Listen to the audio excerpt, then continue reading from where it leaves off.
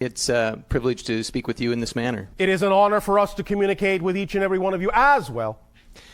My second question actually dovetails with your last answer. All right. And thank you for your synchronicity. Yes. What I wanted to ask you is that when you go back in time and you alter or interact with a past, yes, like such as ours, yes, you are creating an alternate reality for yourself to some degree and can choose to go back to that alternate reality or to the one that you started from. Is that true? Well, yes and no. Would you like me to explain? Yes, please. Thank you. I will. First of all, of course, recognize that when you say back in time, that's just a linear euphemism. I'm not really going back in time because time is an illusion and all realities exist at the same time.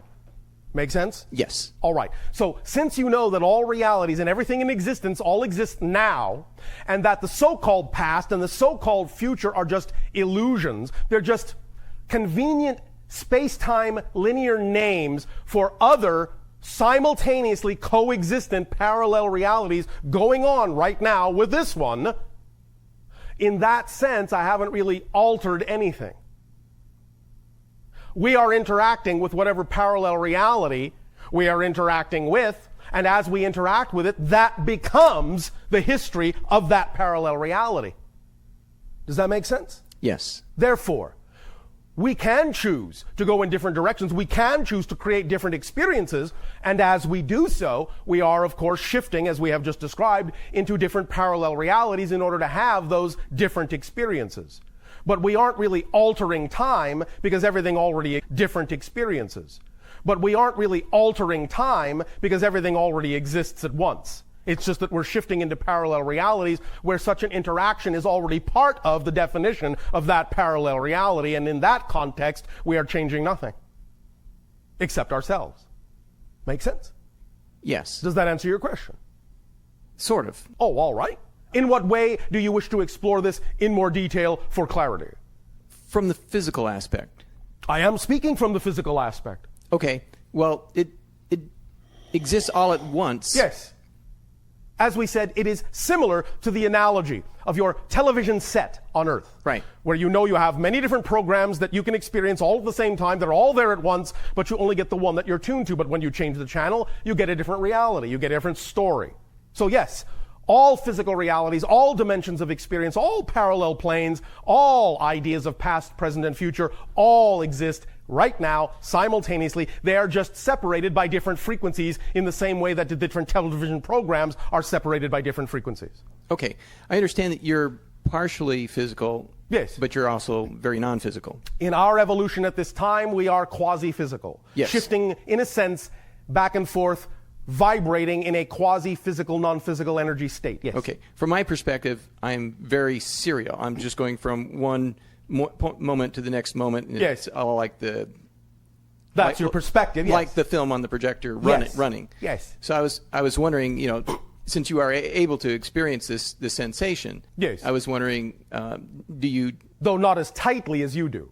Okay. For us, it's like looking at several film strips at once and being able to go between them.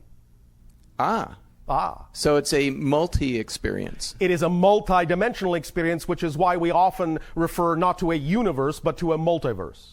Oh, that's awesome. All right, it is full of awe, if you say so. Okay, I had another quick question. Yes. Where do we remember?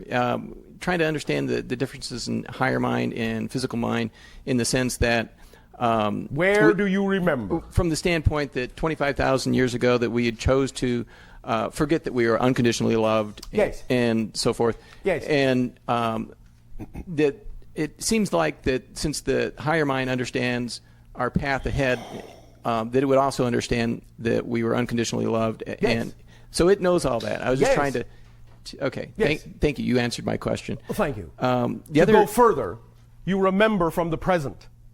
Because that's all you're doing is literally remembering yourself, pulling yourself together, to be in the present, where access to all information exists, all at once. So memory is not a thing in that sense that happens in the brain per se, except that you can allow the brain to configure itself electrochemically, neurologically, to be the kind of flexible receiver that will allow you to know what you need to know when you need to know it. In that context, in our civilization, we have absolutely no memory whatsoever. We remember nothing in the way that you mean it on earth. But we know what we need to know when we need to know it. Therefore, it works just as well as having what you would call a perfect memory.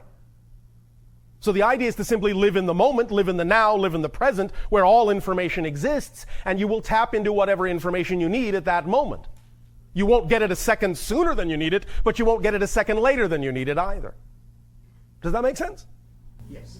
Does that help? Yes. Thank you. Hi, Bashar. And to you, good day. I have a question when you talked about that we can access memories from past lives, although... Yes, because it's all going on right now. Right. So all you're doing is cross-connecting to a simultaneously coexistent vibration. So I just wanted you to comment, because I am currently accessing memories from this, I guess, this place on planet Earth about 155,000 years ago called Lemuria. Yes. And that is a more recent name for it in your society. What was the old name? Mu. Oh, Mu. Okay. And in this reality, there were not only humans living on Earth, but there were also elves, pixies, dwarves. Well, in a sense. Now, they still exist, but you must understand that these are different dimensional beings. It's simply that as you have changed yourself, your vibration, you have taken yourself to a parallel reality Earth, speaking of you all as a species in general, you have taken yourself to parallel reality Earths that don't contain the frequency necessary to perceive into other dimensions as easily as you used to. But in those ancient times, when you were more connected to nature, when you were more connected to your intuition, to your natural selves, you had the ability to perceive into multitude of dimensions simultaneously, and so the ability to interact with different kinds of consciousness as it would express itself in different forms in those different dimensions. All those beings and all those dimensions still express themselves that way, and many of you are beginning to recapture and reclaim and recreate the original vibrations that allow you to perceive into those different dimensional realms that are inhabited by forms of consciousness other than your own. Okay. Does that help? A little bit. Oh, all right. Where would you like to go with this idea? I guess this is going to sound strange. Well, Going to sound strange to us? Maybe not. Okay, maybe not. I was told in a psychic reading, and yes, that originally I was actually an elf. All right. Now, we understand what is meant. Let us clarify this idea. Okay. Again, we ask you to keep the perspective that all things exist simultaneously. Right. So, when you say, I was an elf, you are you. Right. You have never been anything but you. Okay. Because that's you, this particular personality. Right. All right? So, nevertheless, what is typically referred to in your language as the oversoul, do you know that term? Yes. The oversoul, the large, shall we say, consciousness aggregate, from which extensions form and create different experiences of different lives and different realities. The oversoul that creates you also is simultaneously creating an experience in that other dimension as the kind of being that you refer to in your reality as an elf. Right. So it's not that you were an elf. Right. But you have, through the oversoul, cross-connecting vibrations to a simultaneous existence as another parallel self in that form. Okay. Does that make sense? Sort of. Sort of. All right. I mean, is that why I can sort of access those memories? Okay. Because in that sense, when you have any given life, you design that life to cross-connect energetically to any other simultaneously coexisting reality that you need to draw upon for information, for energy to aid and assist you in each life. So every single life does that. The life of the so-called elf expression also draws upon your experiences in this particular parallel reality to aid and assist it in its experience of life. So there is always cross-communication going on between you and all other simultaneously co-created lives that come from the same oversoul of which you are a part. When you become more sensitive to that cross-communication, you begin to attract information in that way. And it was simply perceived by someone who is somewhat psychically sensitive, but it was stated to you in a typical folkloric manner. Do you understand? Yeah. Saying, you were an elf. Right. That's the mythology, that's the folklore way of saying it. Okay. We are now describing to you the idea of the physics understanding behind how that's actually structured. Does that make sense now? Right. So if there's cross communication going on, Yes. does that mean you can alter what's going on in each life? Well, in a sense, you are helping each life to choose how to alter its own life. Because the idea is that as you walk through life, let's say, for example, you're walking down one of your streets, Right. and you are suddenly struck with an inspiration to do something you hadn't thought of before. Right. By acting on that inspiration, does that not determine a new course for your life at that moment, shift you into a new parallel reality? Yeah. Yes, of course. The idea is that, how do you know that inspiration didn't come from an experience of another parallel self in another reality? Okay. So in that way, you could say the experience of that parallel life gave you information that you turned into or experienced as or translated as an inspiration that thus then allowed you to take action in a direction you hadn't thought of before. So in that context, yes, you affect each other. Okay. And the oversoul's perspective is that it is gathering information simultaneously from all of those versions of itself simultaneously. Okay. So it is also, in that sense, shall we say, affected by the experiences of all the extensions it has created to experience different dimensions of reality. And that alters its course by choices it makes. And on and on and on and on and on and on and on, all the way up to the one. But not quite to the one. Why not, you ask? Yes. Because the one, by definition, never changes. The one is all that is. Right. And all that is all that is. And cannot become something other than all that is. So the idea of all these changes only goes up to just under the one. Okay. Make sense? Yes. Does that help you? Yes. Does that answer your Yes. Does that answer your question? Yes, but I had another Oh, what a question surprise. related. This sort of just came on Thursday. You mean an inspiration? An idea about Lemuria. An idea, yes. That it might have also, the people from Lemuria might have also come from, it's like a planet near Sirius. You must all understand that what you are picking up on is the idea that there is extraterrestrial DNA and genetics in all of you. Okay. And the idea is that happened a long time ago, but that the civilization you call Lemuria was one of the earliest ones that expressed one of the full balances of human and alien DNA.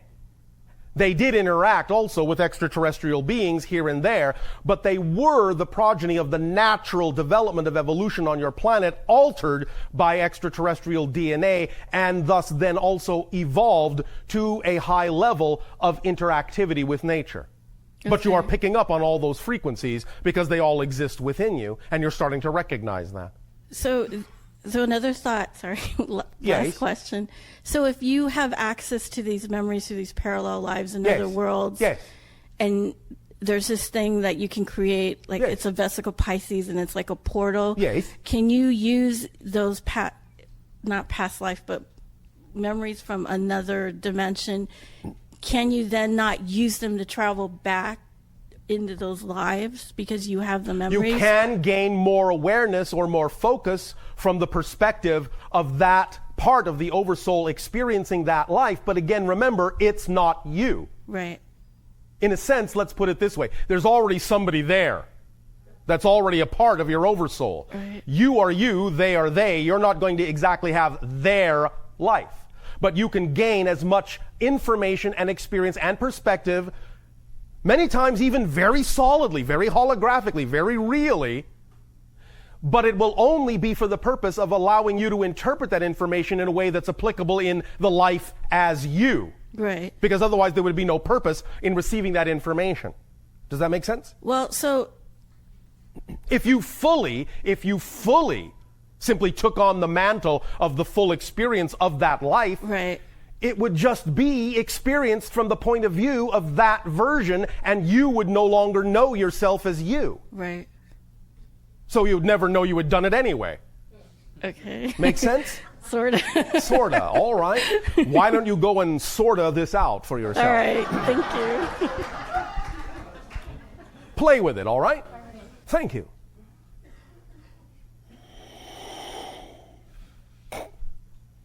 Hello, Bashar. And to you, good day. Good morning, I guess I should say, because you're seeing the dawn above Cairo right now. No, I am above Sedona. Oh, I apologize. My question is kind of personal. Well, all right. Because it comes from a person, I suppose. To the best of my knowledge. All right. I understand that the channel Darryl was shown on 2 occasions the black triangle. Yes. And I myself have experienced a black triangle hovering above my car and flashing me with a search beam, I guess, would be a good way to describe it. All right. And since then, I've had many, many experiences, including some limited telepathy and many other things. And I was just not quite clear as to the reasoning behind it. The reason? The direction I'm supposed to take, perhaps. You are supposed to follow the highest excitement you can imagine acting on. Oh, I'm sorry. Was that too simple? Would you like me to complicate it? Please. All right. Let us back up. Understand that each and every one of you have chosen this life. When you chose this life, from the idea of the spirit level, you also made certain agreements with different kinds of people, both in your life and on other planes of existence. These agreements usually play out as certain kinds of events that unfold in synchronous timing.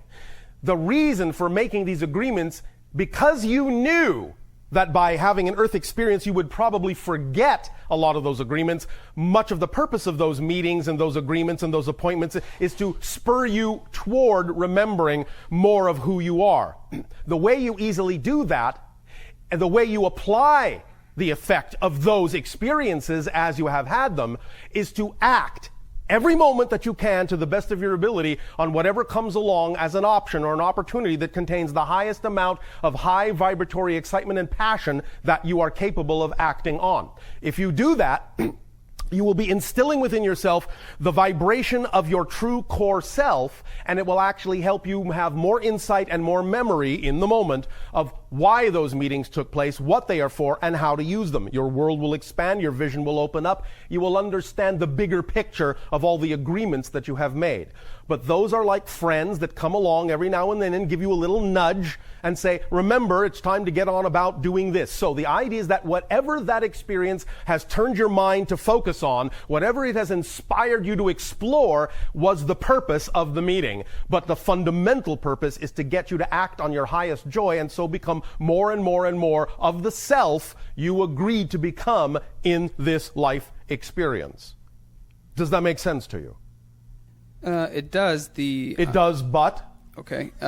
Following my excitement has come into contrast with just my earthly needs and necessities, you know. Nonsense. If you are actually, truly acting on your excitement, there can be no conflict. So if you are experiencing the idea of conflict between the concept of following your excitement and your so-called earthly needs, what that means is you are still working on the process of figuring out to believe that your excitement can support you. Now, if you have a belief system still that says, my excitement cannot support me fully, then I would certainly not advise you to just jump away from your present belief systems. If you have present belief systems that say you have to do A, B, and C in order to fulfill your earthly needs, then I would advise you to hold on to those beliefs and honor them and still work with them. Nevertheless, from our perspective, I can guarantee you that if you actually at any time truly allow yourself to fully act on your highest joy with the understanding that your highest joy is the driving engine and the organizing principle of your life, and that it will automatically and synchronistically bring you everything you need in whatever form it really needs to be there, then you will allow yourself to experience the fact that it can actually do that. It's only the physical mind's ego structure that thinks certain things have to happen in a certain way, or somehow you will suffer. If you allow the higher mind to guide you in this, you will find the higher mind is capable of bringing you everything you need, even though sometimes that thing may be different than the physical mind's idea of what that should be. Is that making some sense? Yes, it does. We will be talking a little bit more about the idea of how to form a stronger relationship between physical mind and higher mind in what you call tomorrow's transmission. All right? All right. Does this help you for now? It does. Why, thank you. Thank you, Bashar.